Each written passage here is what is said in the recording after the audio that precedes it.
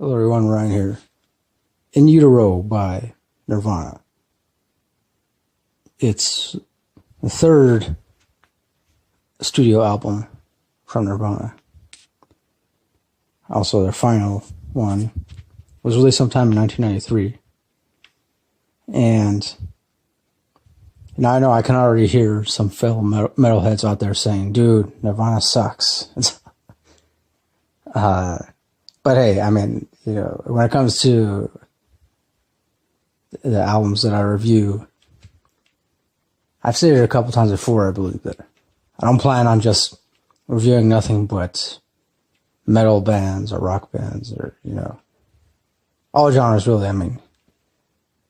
So, but anyways, I'll give the track listing here, talk about my favorites and all that. So, first track off this album is titled Serve the Servants. Second is Senseless Apprentice. Third is Heart-Shaped Box. 4, Rape Me. 5, Frances Farmer Will Have Her Revenge on Seattle. 6 is Dumb. 7 is Very Ape. 8 is Milk It. 9 is Penny Royalty. 10, Radio Friendly Unit Shifter. 11 is Tourette's. 12, All Apologies. That's the last track. So, as far as my favorites go, I will say that I like the song Senseless Apprentice.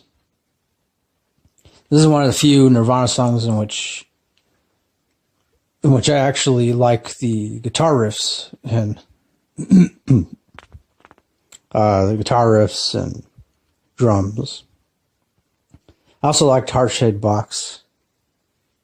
As far as like the other songs on here, I like Very Ape and Penny Royalty, and obviously the last track, All Apologies. And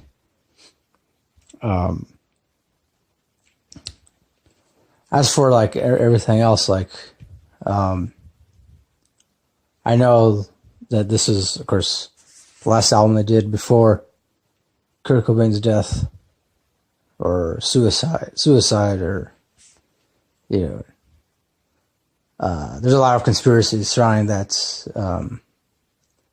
I've seen several documentary style movies about all the different things surrounding his death, and all I will say is that to me, it definitely seems like, you know, for whatever reason, the police ignored a lot of evidence, and, you know, it's... Whereas when you compare it to, like, other homicides, murders, deaths, suicides, and, you know, usually the police, like, investigate at least somewhat thoroughly, but I don't know.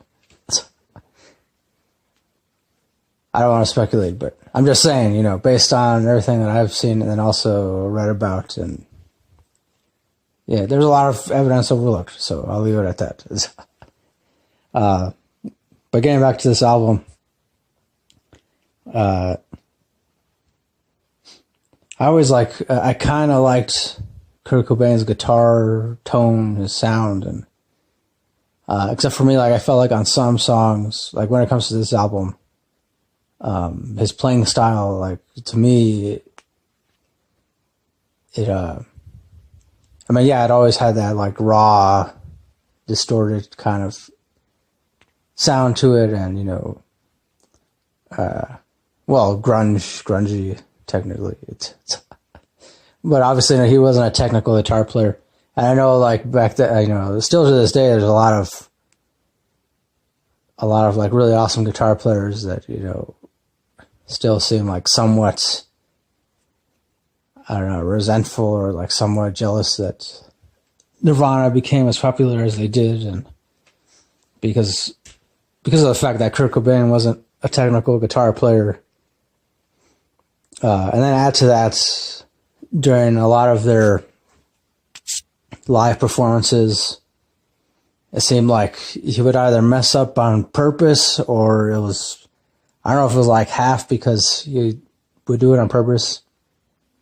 and then the rest of the time, because he was like so stoned out of his mind that he just, would lose track of, where he was as far as like during what part of each song. And so yeah, and then because of that, he got a lot of flack from a lot of metal bands and other guitar players who were obviously, technically much more advanced players than he was. But at the same time, like, I feel like I know in one of the documentaries that I had seen about him a while ago, I know there was one point when he mentioned to a producer in the studio that he intentionally made his songs as simple as possible because he wanted them to be like so simple that they almost sounded like nursery rhymes, and which kind of made sense because of the fact that, you think about how many of Nirvana's songs, just the ones that are played on the radio a lot, how simple those are, and the fact that they became so popular, mostly just because they're so easy to hum along to. And so, it depends. Everybody has their own personal taste. Some people like to listen to very, very simple, easy to remember kind of stuff. Other people like to listen to a lot of very technical kind of stuff, stuff that you can't really move along to or hum to, or, this is different strokes for different folks. That's what I say. As far as like any other aspects of this album or Nirvana's overall sound, I do like Dave Grohl's drumming. I think I've always been a fan of Dave Grohl when it comes to his drumming technique and whatnot. And the bass player, Chris Novoselic, I wasn't pronouncing his name correctly, but basically they're also pretty good. In my opinion, I would say that, Dave Grohl and Chris as the rhythm section of Nirvana are definitely awesome. But I gotta admit that, there's a lot of times when I felt like, not so much when it comes to their studio albums, but like all the live stuff that they did, all the live stuff that has been recorded. There are a lot of times when I felt like, to me, like it sounded like that Kurt Cobain was like already off in this whole other world of, he's already like off in his own mind. And so, eventually got to the point where to me, it seemed like no longer had an interest in doing anything with the band, and which I guess makes sense to a certain extent,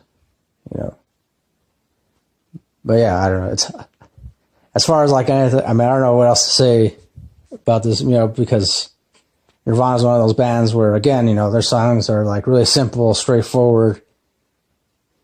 There's not a whole lot of technicality to them. Doesn't even really seem to be like that much extra stuff added to the songs. Maybe little bits and pieces here and there, like a little bit of extra distortion here and there, a little bit of extra vocal track. But still, overall sounds very raw, and I guess that's to be expected when it comes to a grunge band. Yeah. As far as the rating goes, I guess I'll give this album